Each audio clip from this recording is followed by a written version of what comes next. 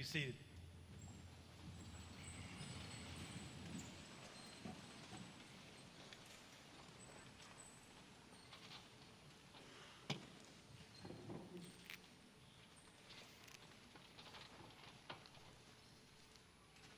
Good evening, church. Remembering is hard, isn't it? Maybe it's why it's mentioned in various forms over 230 times in Scripture. The need and the command to remember. This is a tough season for me as a youth minister. I've served teenagers now full-time for 19 years. And this is in the middle of summer, where all of our frantic activity is happening, and I can read the book of Joshua with a deeper understanding of what it means to be a leader and to be afraid in the summer months. Because it's like tax season for the accountant. Or it's like the playoffs if you're a high school coach. It's like TCAPs for the teachers, at least in Tennessee. If you're a Girl Scout leader, it's Girl Scout cookie selling time. If you're Santa Claus, it's December at the North Pole. Or if you're at the Jordan River, it's flood stage. It's that time when you are the busiest and the stress levels are at their highest, but when the most memories are being made by those in the group anyway, while the one who leads is under a great deal of stress and has a great level of anxiety. It's kind of like this picture of the Tokyo water park that I'll show you in just a minute. But below the brochure, it says this: welcome to breathtaking Tokyo Water Park, where you can wash away the pressure and stress of the overcrowded city and relax with your friends in the soothing enjoyment of sun, fun, and splashing. Sounds great, doesn't it? Here's the picture of the Tokyo Water Park. Who wants to go? I hear two kids say, me. Yep, the only thing harder than getting your family through that pool would be getting rid of all the water and having your family pass through on dry ground. That's exactly what happened when this text occurred. It had happened before, but there was only two people in the entire group that could ever remember it. And even though others had likely heard stories, you can imagine how difficult it must have been for two men to convince everyone else there. It happened. I was there. I saw it. I remember that day. But no, they couldn't pull out their "I crossed the Red Sea" t-shirt. They couldn't pull out Instagram and look it up and find out all of their pictures with the hashtag dry ground, with the selfies of them with water piled up behind them. Nope. It was just two old guys saying, back in my day, while a lot of younger ones likely rolled their eyes and crossed their arms and said, we want to hear a little bit more about that golden calf. That sounded pretty cool. Joshua had to know that that day was one of Moses' finest hours. He had to know that it's like the youth minister who follows the youth minister who's been there for a long time and done a great job, and you show up and you hear, well, Chris never did it that way. And it's even worse when that, imagine would be, he parted the waters and we walked through on dry ground. Surely you've noticed that Moses raised his staff. The waters were pushed back and the Israelites went through. But in this case, they were told, you have to step into the water. The water will not part back until you step into the water. The priest had to hear that and think, that's not exactly what happened last time. We didn't hear the story that way before. Don't you know how Charlton Heston did it? Let's try it like that. Joshua was told to step into the water almost as if God expects us to at least grow a little bit from the last time he delivered us. And this time you've got to take another step, because God knows how easily we forget.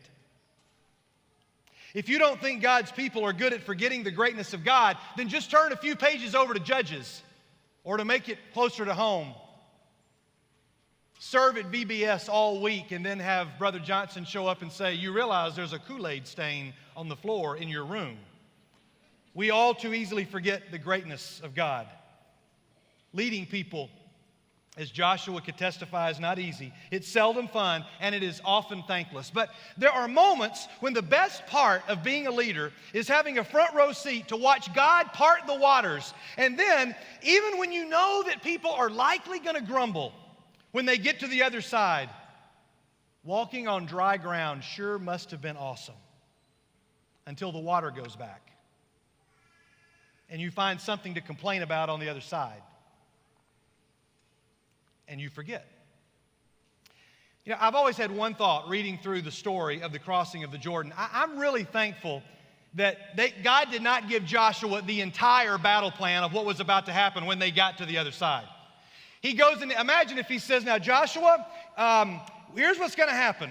You're going to walk through parted waters on dry ground. That sounds great. You're going to get to the other side, and I want you to get onto the battlefield, and then I want you to lay down your weapons, and if you've read chapter 5, and I want you to pick up some scissors.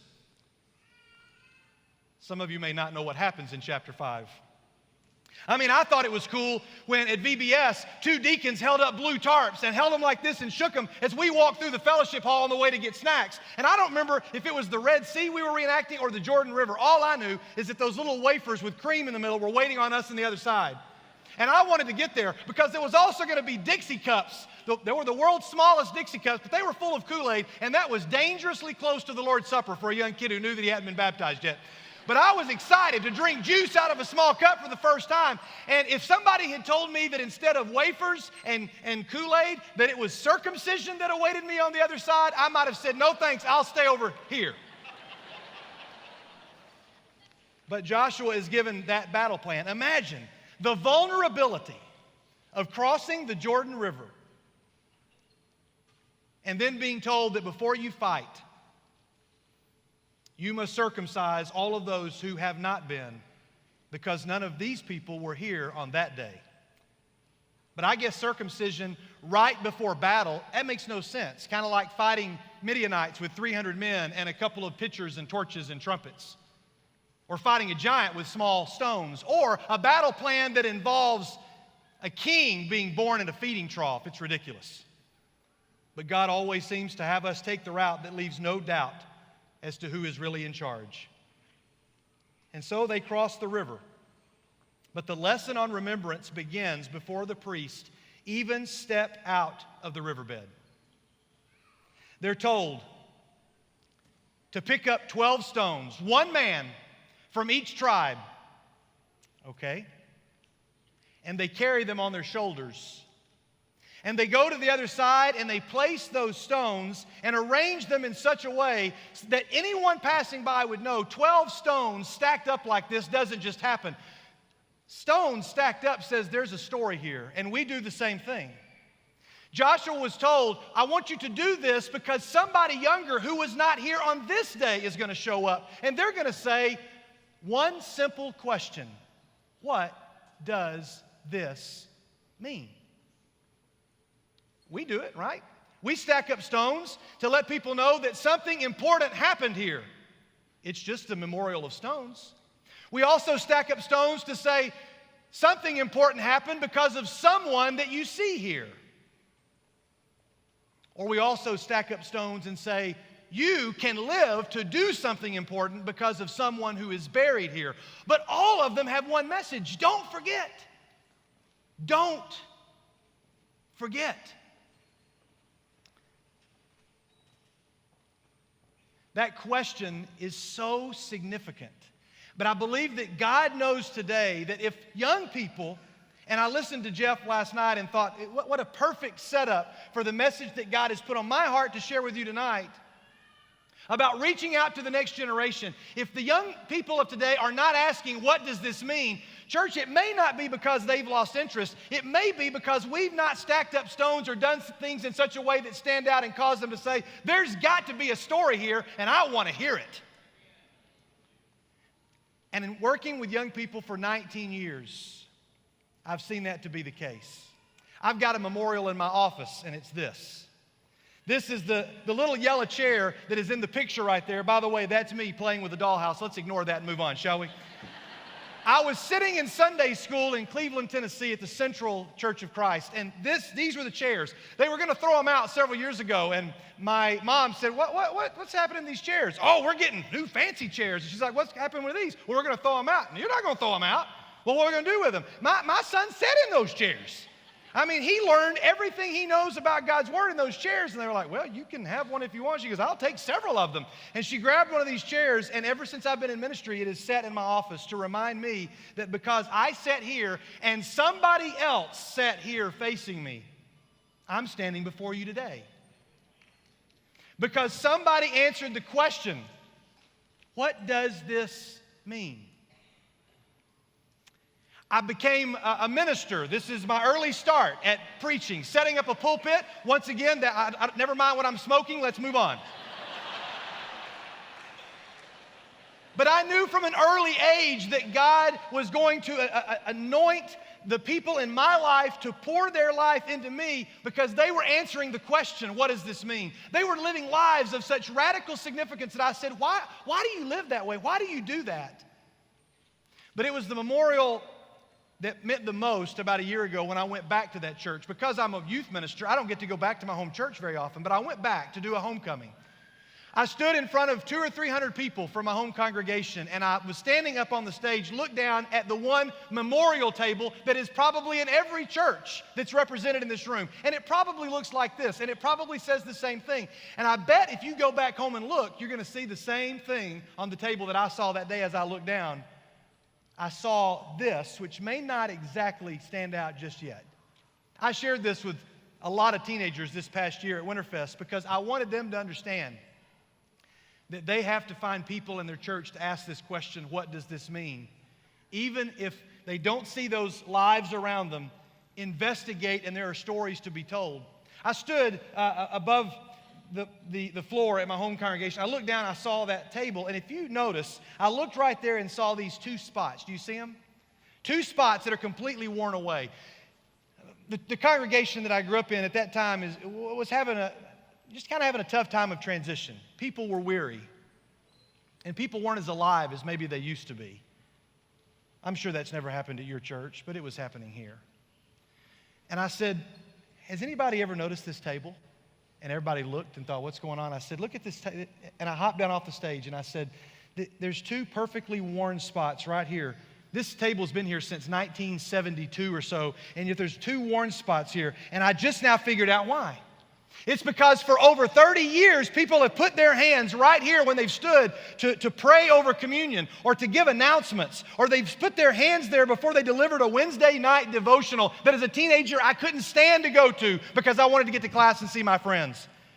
But they stood there faithfully and they wore the varnish off the table and they stood there and they answered the question, this is what this means. It was a memorial, and I stood there and I began to weep because I realized all the faithful people that rushed into my mind, people like Earl Fennell, who wanted to live to see the year 2000 and died well after that, living almost into his hundreds. Earl was the one that when he would get up to pray before church was over, we would all the teens and kids would get scared because we knew that our chance of playing tag after church was completely gone because it was going to go on for a long, long, long time. And church, I stand here now and tell you I would give anything to sit through one of those prayers of Brother Earl Fennell again. Brother Ted would stand up and read from a New Testament that had a metal cover over it that his grandfather carried in his chest pocket in World War II and saved his life when a bullet hit that New Testament. And every time he opened it up and would begin to read, we would all stop and listen with extra reverence because we knew that Bible really was life-saving. And the words that inside just might be equally as significant. I looked at that table and I realized, I said, church, everybody up here needs to come look at this table because the people that have stood here have answered the question, what does this mean? Earl Fennell was a rock bearer, and I never knew it.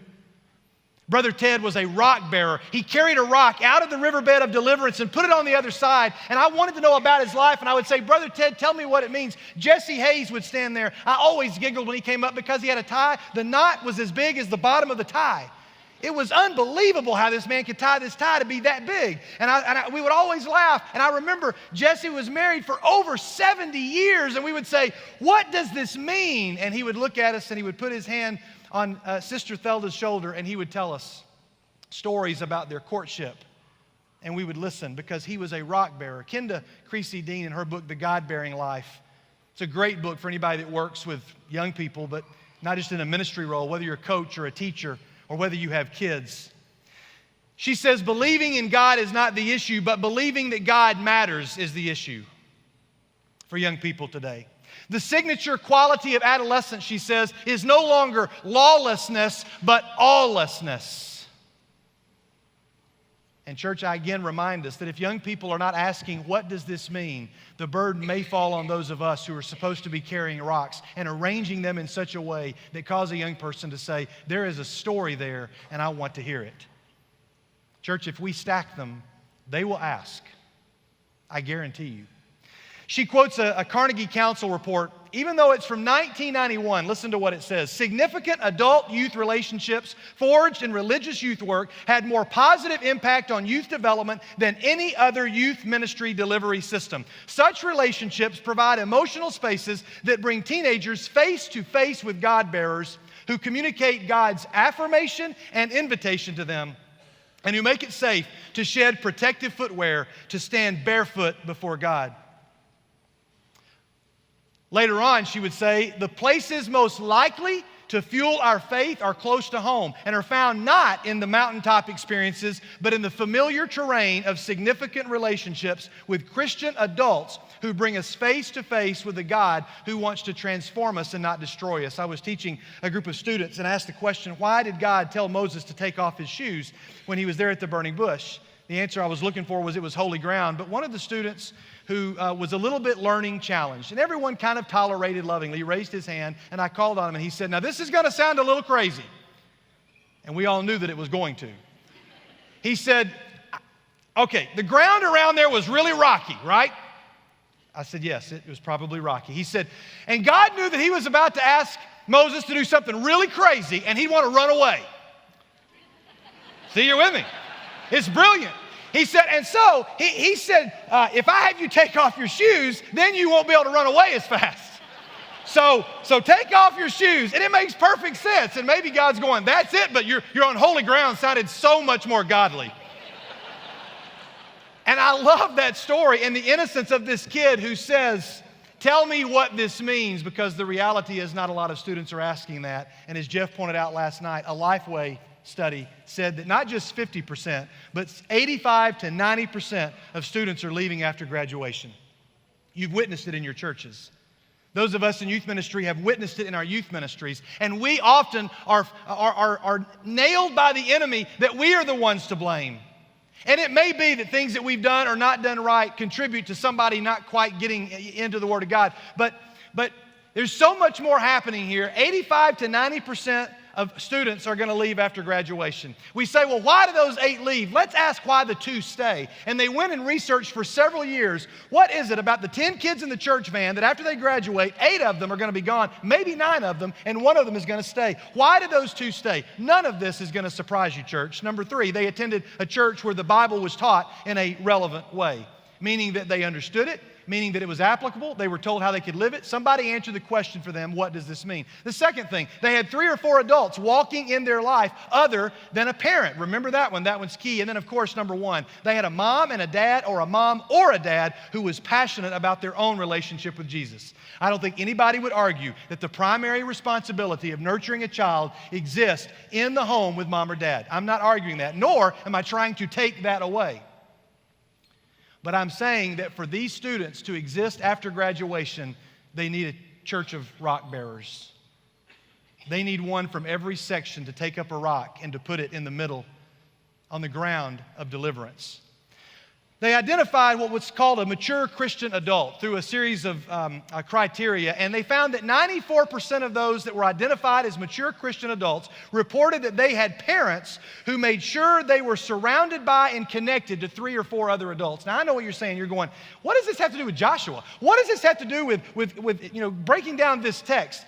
Hang with me, church, because I think you see where we're going. I'm calling us to be rock-carrying priests, as we are a priesthood who carries the rocks and arrange them in such a way, because the next generation must ask the question, what does this mean? And when they do, we had better have an answer.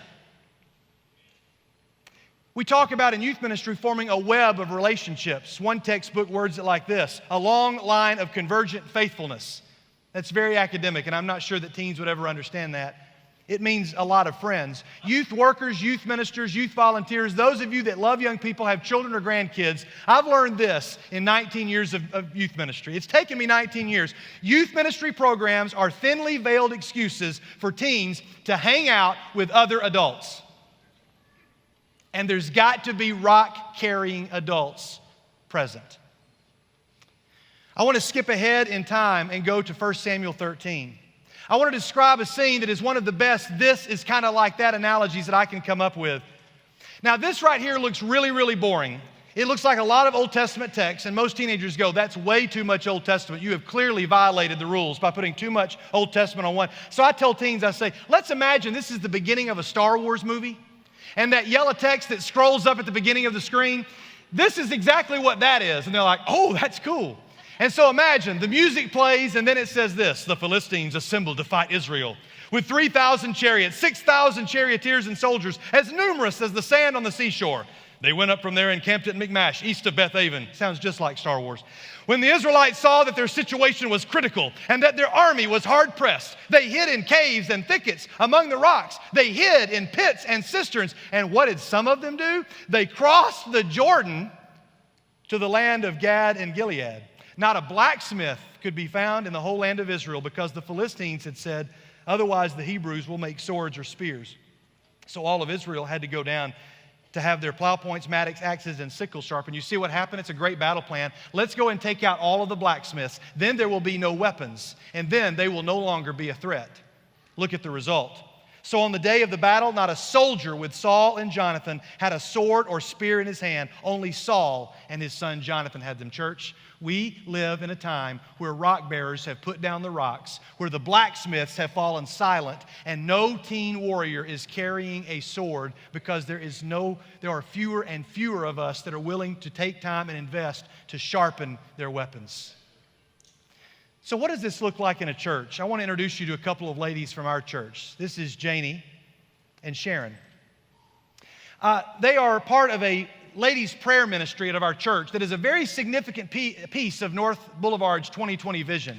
All the other pieces of our vision get a lot more press and a lot more excitement and a lot more focus and a lot more questions from other church ministry staffs. But it might be this one that proves to be the most important. And so I asked these ladies, I said, ladies, would you come into our youth ministry, and would you, while we worship, would you come in and would you pray in one of the classrooms off to the side and I'll give you some prayer requests? And they said, sure. And then I thought, well, I want the teens to know this is going on. So I said, why don't one of you show up and bring your favorite hymn and tell us what it means to you, and then we'll sing it to you. And so Sharon brings us, and she says, here you go. And I was so excited until I looked, and it was "'Tis Midnight and on Olive's Brow." And I said, Sharon, could we pick another song? And she said, you asked me to pick my favorite. This is my favorite. Okay. So I called one of our students and I said, I'm going to need you to put a PowerPoint together for "'Tis Midnight and on Olive's Brow." And he said, I'm going to need you to define 6 of those words for me. And so we put him down, and he wrote back and he said, hey, Skid, do you have like an English version of this song we might use? And I said, just do it. I've already told her. So we showed up and we listened to Sharon as she tells the song, the story of the song.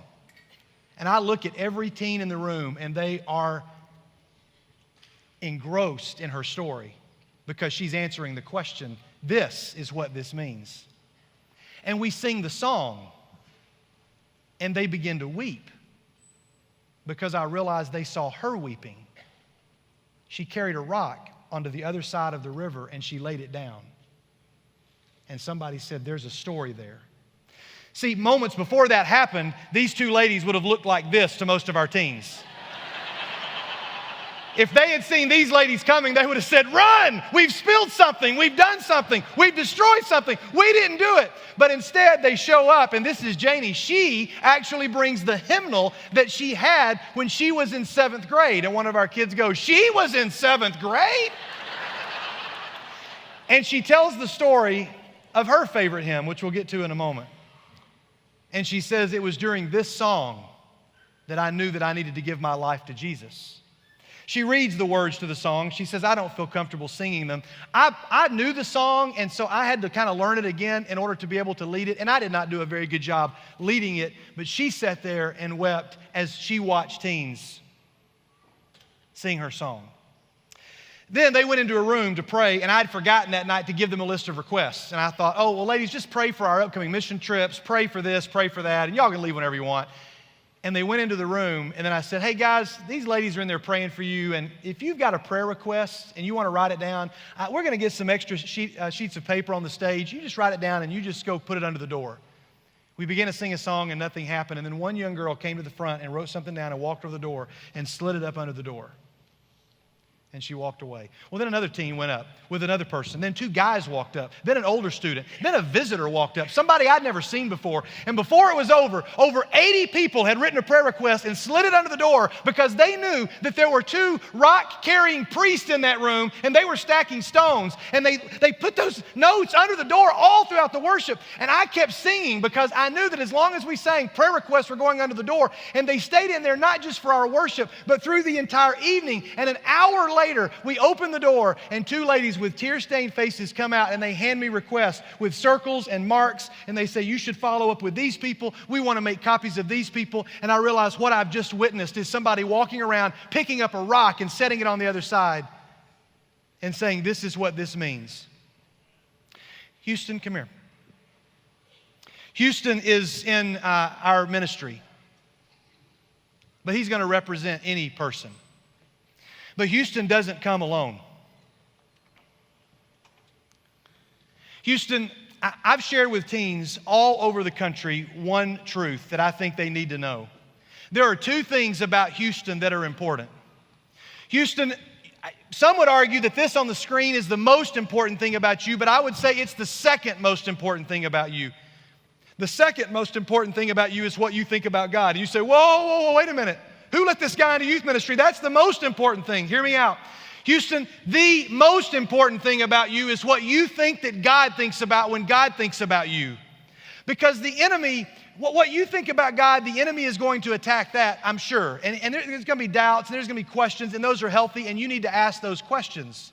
And prayerfully, there are rock-carrying priests to answer. But guess what? The most important thing is what you think God thinks about when God thinks about you. Let's look at what Paul says in Colossians. Therefore, as God's chosen people, holy and dearly loved, clothe yourselves with compassion, kindness, humility, gentleness, and patience. Bear with each other and forgive whatever grievances you may have against one another. Forgive as the Lord forgave you. And so Houston says, I've got to clothe myself with this right here. Don't put this one on yet. But he says, this is what I'm supposed to clothe myself with. Compassion, kindness, humility, gentleness, and patience. But he says, I can't do that because I'm not these things. Let's lay it on the ground there. The enemy strips that one of you and he puts this one on you. And when he puts this one on, he says, Houston, this is who you are. You are a guilty reject.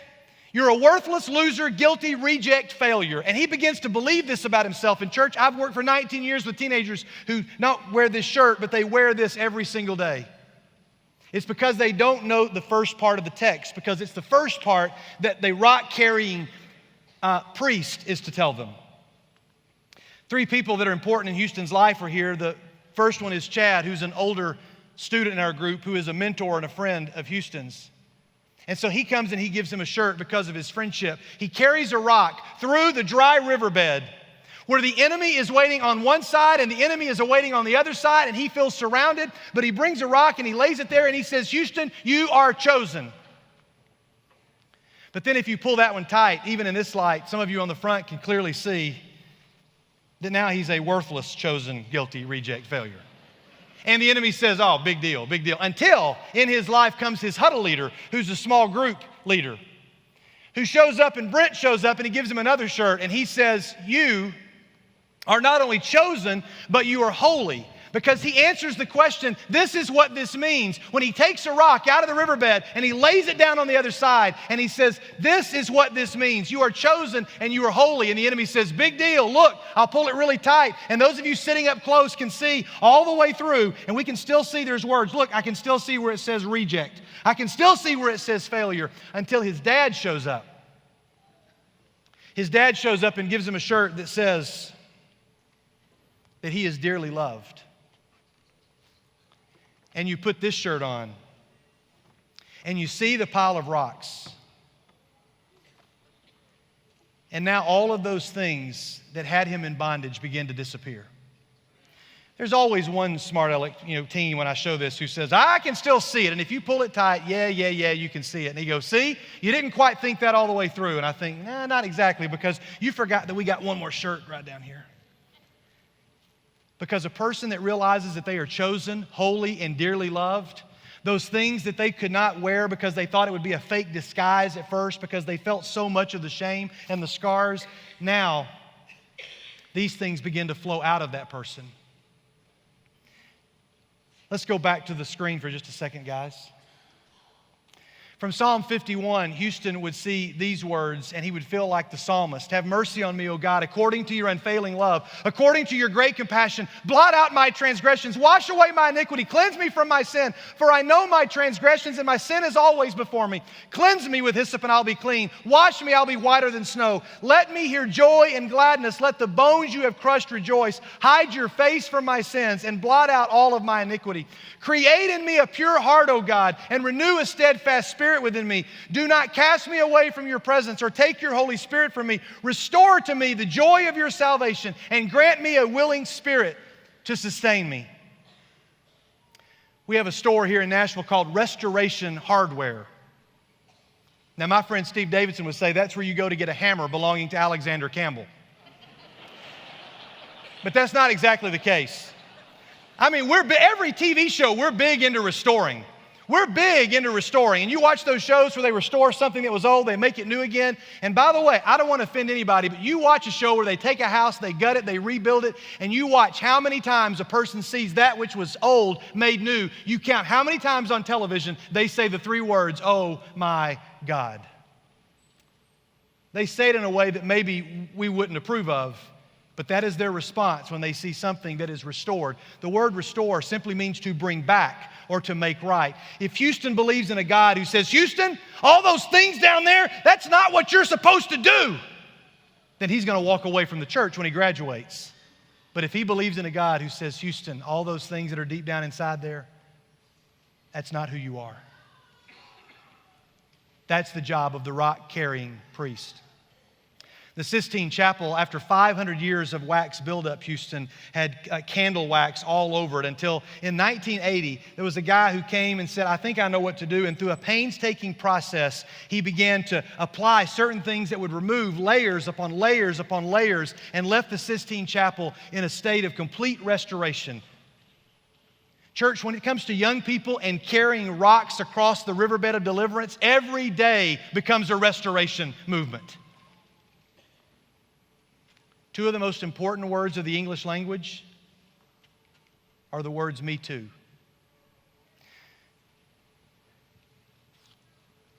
As we wind down our time together this evening, just think for a moment about the pain that maybe you've experienced. And you say, what does this mean? A young people whose parents break up, what does this mean? A rock-carrying priest must be there to say, you know what, me too, I've been there, and this is how God delivered me. Somebody says, I've suffered the loss of a child, or you don't know how many miscarriages we've had. There's somebody there who can say, me too.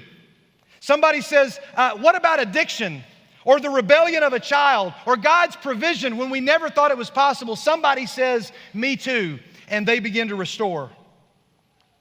Because at Gilgal, God rolls away the reproach of Egypt. William, go back to the screen for a final time. God says, I have now erased the Egypt within you. The Egypt is gone. Don't ever go back. Houston, because you are chosen, holy, and dearly loved, these guys and me as your youth minister, we are not going to let you go back. I can't do it alone. It's that guy's responsibility as your dad, but he's going to have trouble doing it on his own, even with the help of your mom. So we're going to get a huddle leader, and we're going to get teens, and we're going to surround you, and we're going to stack stones that cause you to say, what does this mean? Janie, who came and prayed, her hymn was this one, Jesus, I come. Look at the words, if you can see them on the screen. Out of my bondage, sorrow and night, Jesus, I come. Jesus, I come. Into thy freedom, gladness and light, Jesus, I come to thee. Out of my sickness and into thy health, out of my want and into thy wealth, out of my sin and into thyself, Jesus, I come to thee. Teens wept as we sang because they now know what it meant. Yeah, we talked about circumcision at the beginning, and that was a little uncomfortable in more ways than one. In Joshua 5, it says, now it came about when they had finished circumcising the nation that they remained in their places in the camp until they were healed. Just think about that phrase. Until they were healed. They were vulnerable. They were ready to fight, but God said, no, first you have to take away everything that is not me, and you'll be left vulnerable. It's echoing the words in Deuteronomy. And the Lord your God will bring you into that land, which they were now in, that your fathers possessed, and you shall possess, which they now possess, and he will prosper you. Moreover, the Lord your God will circumcise your heart and the heart of your descendants to love the Lord your God with all your heart, in order that you may live. Something I learned just this week. I'm not a language scholar. I have to study and research these things. The same root of in order that you may live is the same root word used in Joshua, until they were healed. Church, my prayer for you this night is that you would be a rock-carrying priest and carry it across the riverbed of deliverance, and that you would stack it in such a way and live lives in such a way by your language and by your marriages and by your worship and by your love and nurture of young people that will cause them to ask the question, what does this mean? Because when you do, the result is this. You guys read.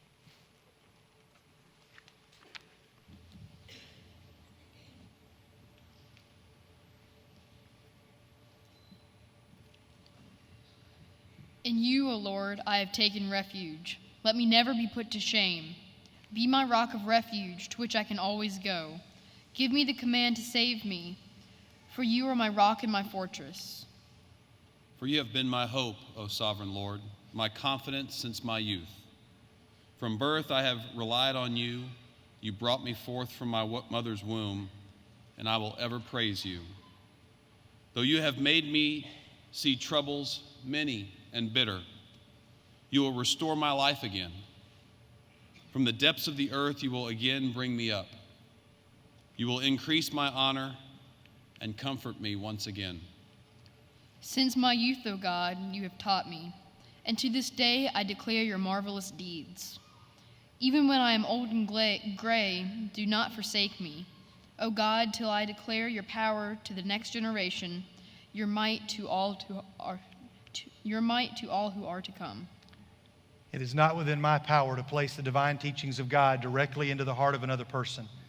All I can do is lay them on the surface of the heart, so that when the heart breaks, they are the first things that fall in. To any extent that that has happened in this way, in this room, in any way tonight, may God receive all the glory. Church, be blessed. God bless you.